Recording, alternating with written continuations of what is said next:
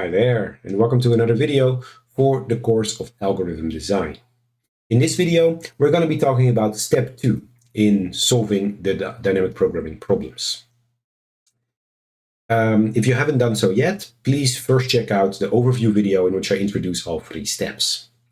If you have already seen it, you will know that actually step 2 and 3 are a little bit fake, because in step 1, I told you, well, we actually have to solve the problem first. So step 1 is by far the hardest problem, and it's the one that I can give tips for, but not something you can actually train over and over and over again easily. Fortunately, step 2, you can. Because what is step 2?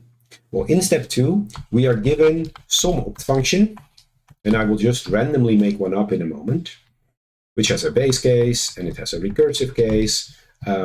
This is already thought about. Maybe we take the maximum of some stuff or something like this. And our only goal is to transform this recursive function into Java code, iterative Java code. Now, first, let's talk a little bit about why we do this. The reason we do it is unfortunately silly. There's one silly reason and one good reason. The silly reason is that, okay, in Java, it is a lot easier to do what is called memoization as soon as the code becomes iterative. And memoization is the process of storing the results of subproblems. If you watch the overview video, you will know that a key component of a dynamic programming solution is to take a problem, split it into smaller subproblems, and then hopefully some of these subproblems overlap. They are exactly the same. That means we only need to solve it once, and we can reuse that result multiple times. This is the process of memoization. And this becomes a lot easier in Java if the code is iterative. But the other reason why we want to make the code iterative is because it becomes a lot easier for us to analyze. You may recall that recursive solutions, they have this problem that we need repeated unfolding, or we need the master theorem or something like this. But now sometimes solutions get reused. Okay, so maybe we do 2 times n-1 work, but actually one of them is sometimes already solved before. So it's sometimes easy and sometimes hard. This is very tricky to analyze the time complexity of. But as soon as it's iterative, it's just for loops. And for for loops, it's easy to count what the big O will be. So that's another reason as to why we typically prefer iterative solutions, because they are easier to analyze, easier to see what's going on. Now, how do we get there? So we have our opt function, and the opt function is always recursive. And what we are given is we're given some parameters, typically I and something else, and an initial call where we are told what the parameters are initially, right? If there's more than one. What our recursive solution or what our iterative solution is going to be is, well, it's going to start with a memory array.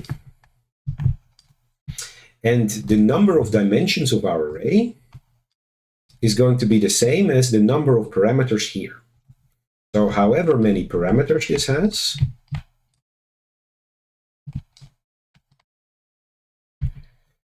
that's going to be how many dimensions our memory array has. And the return, the type of this memory array is going to be whatever this returns. So opt is a function of something and something to something, if we think of it in reasoning and logic terms. Whatever this is, that's going to be the type of the memory. So you may recall that that's called the codomain of a function. The codomain is the type.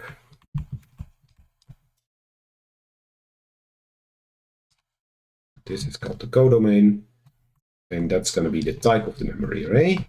So in Java, it would be new and then the type. So this could be, for example, integer or Boolean or long or double or whatever. And then the dimensions. Okay, the dimensions should be the range that these values can take. So what do I mean with that? Well, quite often we have something like this. We call it with n. At each step, I goes down, and we have a base case at 0. That means that the full range of values this thing can be is from 0 to n. And you should note how that's actually n plus 1 different values. So this thing should in this case then be of size n plus 1. Imagine that this were to run from 2n to 0. It should then be 2n plus 1. Right? So the size of this thing should be the range of values that this can take. In other words, the domain of this function. Or the size of the domain of the function. All right. So these things, the size is the range of values, the size of the range of values, the parameter take. All right. And then once we've done that, we first typically have some code to fill base cases. For example, here we have a base case for I equals 0. Well, if the second parameter, or even a third or fourth, or however many there are, doesn't matter here, then the first thing we should do is we should loop through all the other values that the other dimensions here can take. And we should set the memory for 0 and then everything else to be whatever the base case prescribes. So let's say that it has a value b, we should set it to b, and then our for loop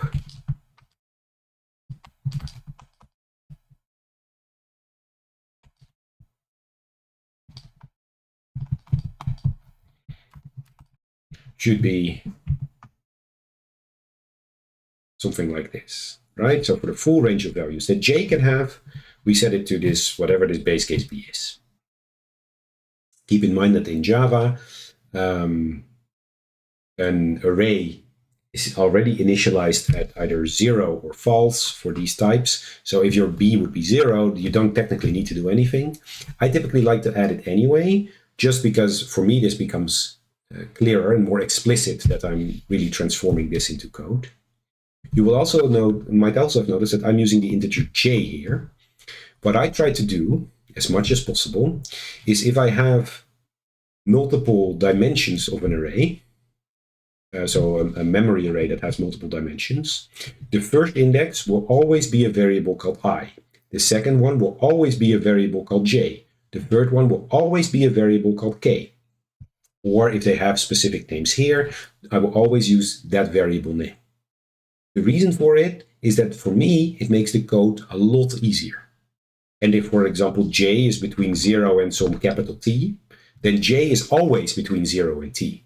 Whereas if I call this thing I now, and later on I call this thing I, then first I is between 0 and t, and later I is between 0 and n.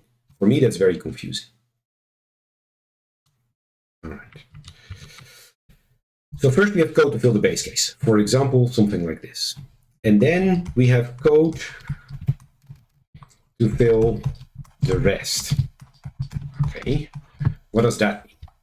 Well, here we need to figure out how can we fill the array. And what do I mean with that? Well, here, in order to fill cell I of the array, in order to compute opt I need opt I minus 1.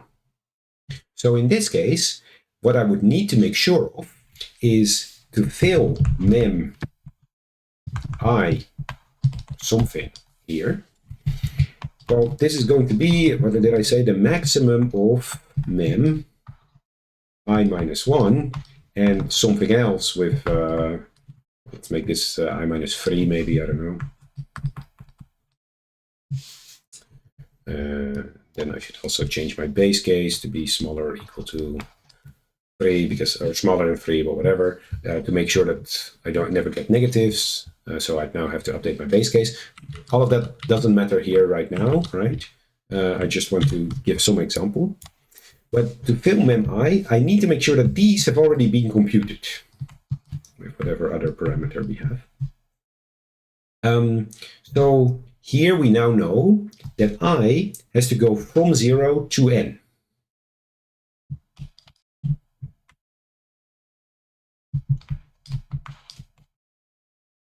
So my for loop will have to be similar to this one, and will have to go up. But imagine I have a second parameter, we'll call it t. T starts at 0, and t actually goes up. It's either +8 or it's +2. Again, I'm just making random stuff up now, right?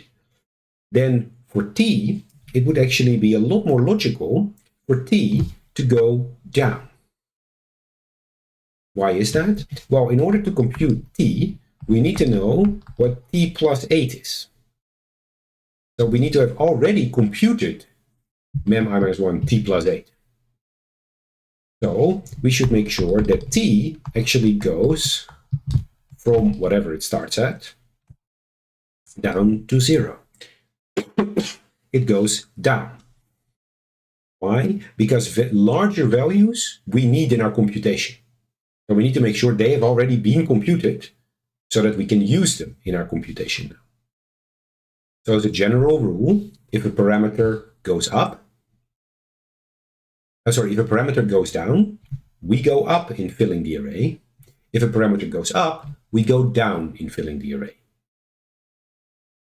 Now, people who are paying careful attention might realize that for t, it actually doesn't matter now, because since I is always smaller, and if my for loops are nested so that I is the outer loop and t is the inner loop, everything will have been filled in i-1 before we even get here. So then the order in t doesn't matter.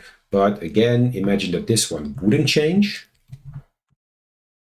right? It would have the same I. We need to make sure that this one is already filled before we can use it. So this for loop, this would be a nested for loop. The outer for loop would have I go from 0 to n, and the inner for loop would have t going from t to 0.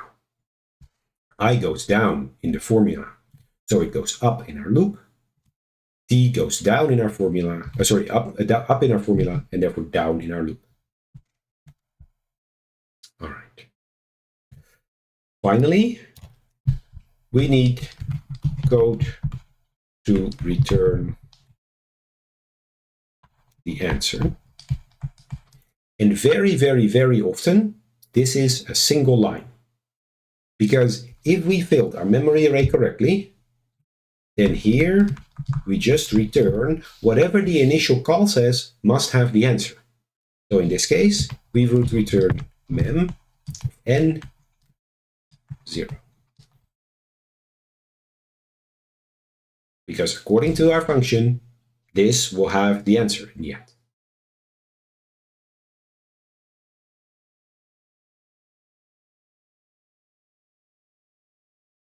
Now, although this is a mechanical process, it is still something that is not always trivial and something that sometimes requires careful consideration and a lot of thinking about. But the overall process is as I outline it here. When given an opt function, we should first establish, okay, what are the parameters? So what are going to be the dimensions of my memory array? What type of thing am I returning? What is going to be the type of my memory array? And then how big does the array need to be?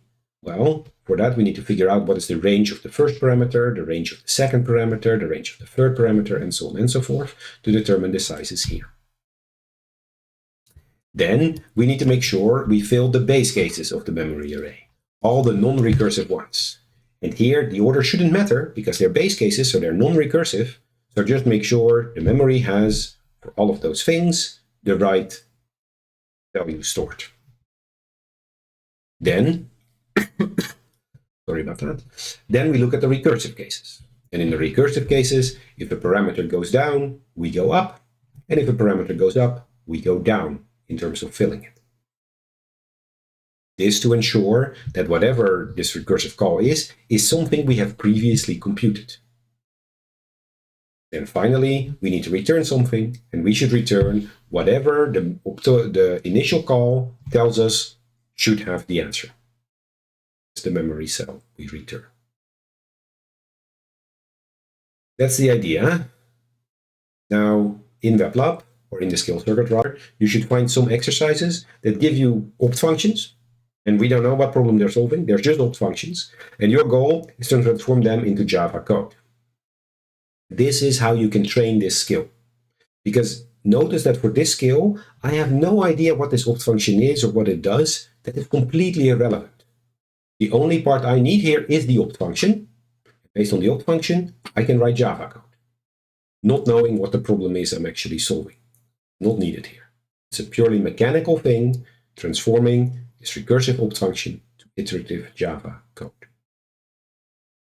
I encourage you to do at least one of these exercises, and if you find that it went very easy, move on for now. If then at some point you struggle, come back and try a couple more. If you struggle immediately, ask for help from the TAs first.